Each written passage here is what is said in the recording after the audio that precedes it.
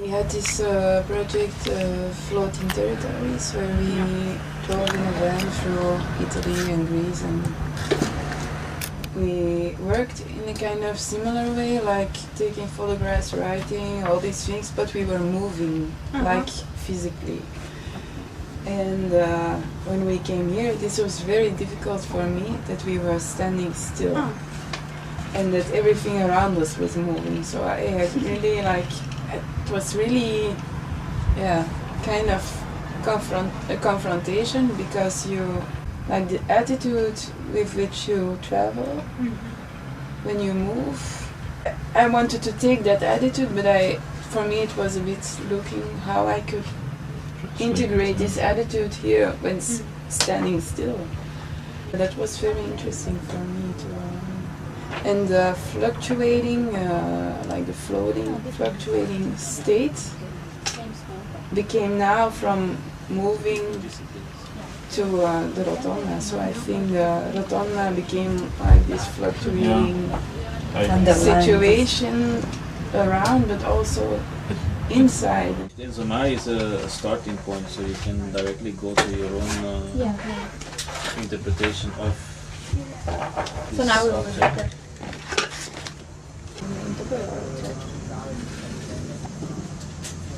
We had a really nice conversation one morning in the garden.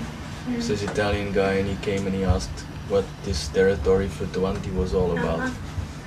And I couldn't translate it, or I couldn't fill it in for him, and then he said like, I know, things change. Lena also was quite, and you can tell maybe more about it, but quite intrigued by another person which comes here every day with a white old Alfa Romeo, and he just drives around the rotonda, and then he parks most of the time there, stays in his car for like an hour sometimes, 15 minutes, just sits there with the door open in the sun, and then he moves again. But he comes every day. It's like this ghost person, because we see him but we don't know him, and he's not really, he just sits there. So it's very kind of strange guy, because he circulates here all the time. And then what's nice also is that you can, you see him immediately because of his car. It's very funny. I think it's a much nicer feeling when you try to solve to get a cable there and then have light. And if you just come home and it's a sort of comfortability without certain with the lack of intensity. Intensity in it. And here you always have this intensity of doing things. All these small details you have to do like as precise as possible, and that's also you, like it's... One of the first things that Paul, for example, proposed to the group was maybe we should stay on the rotonda, and if we need food, we have to yell to the other side, can you give a bread? Not to move outside of the circle. More as a kind of utopian exercise, but somehow it stayed with us, this kind of not to move so far away from the rotonda, to really stay here. Some things that we know that this neighborhood ask, like for example, many people ask for benches and tables to have picnic, to have more green, to have a playground for children. So that's the three basic things: more green, place to sit and socialize, and a place for children to play.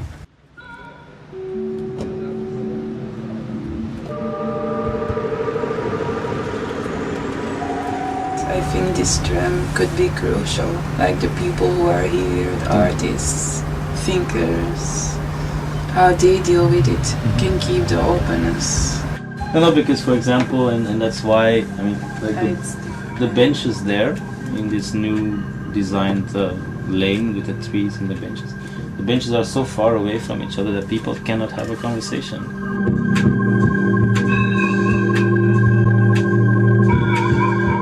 In the very beginning, it has nothing to do with the space, but in the conversations I had with you about this problematic, like Jochem was in hospital, how can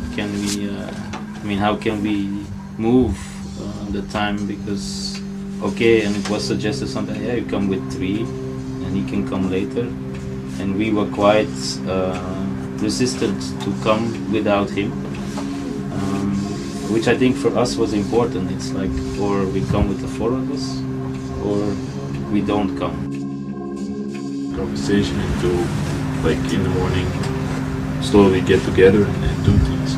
Therefore you need this. I mean, it's part of the way you want to work. Yeah. If we would work as 4 individuals on our own, we would have made 4 tables. So it's a decision to make 1 table for 4 people, and even a bit more.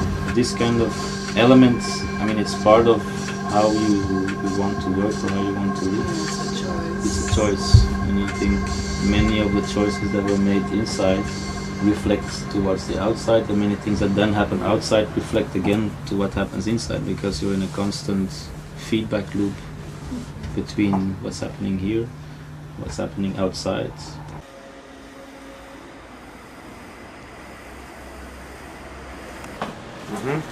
And change maybe. Change hands. A little bit slower and more to the center. Yeah, the same with all the documentation that's being made.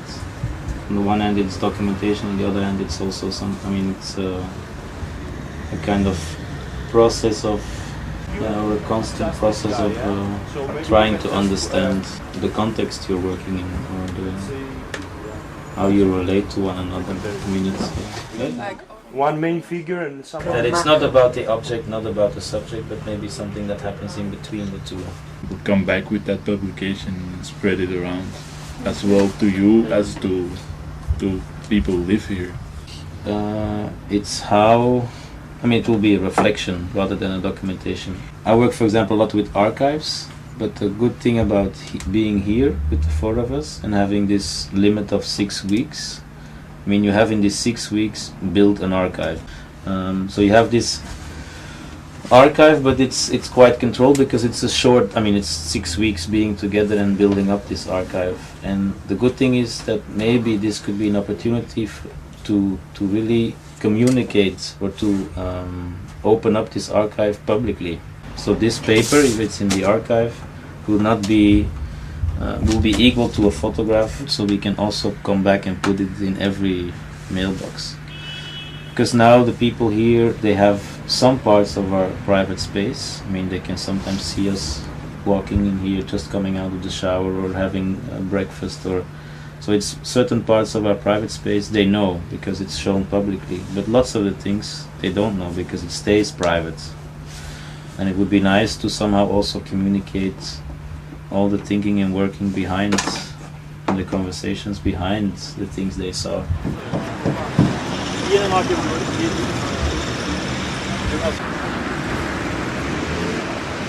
yeah, I think for me mainly I thought it was very important that people could be more connected to this space, because I saw it as an island, and you really feel it when you're here, that the cars, they circulate and you have this circulation, but not so much from the other sides of the road. I had this idea that every piece of a land that is not a road should be connected.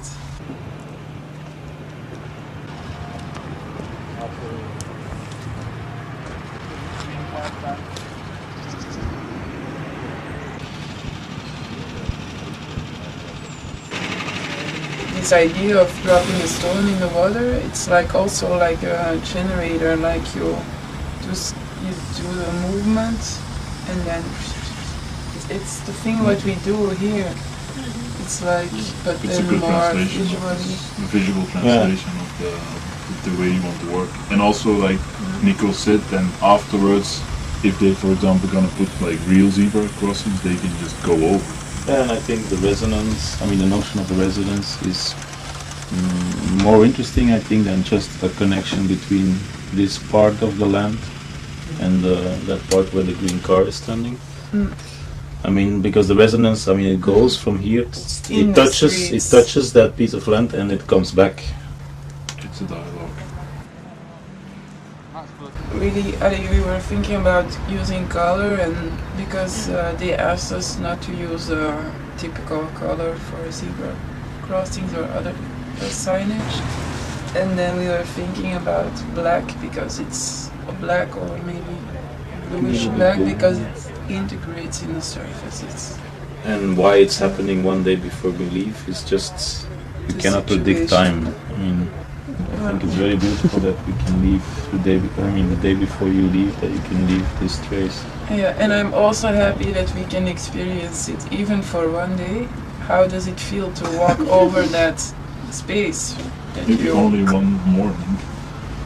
yeah, I think it will be nice.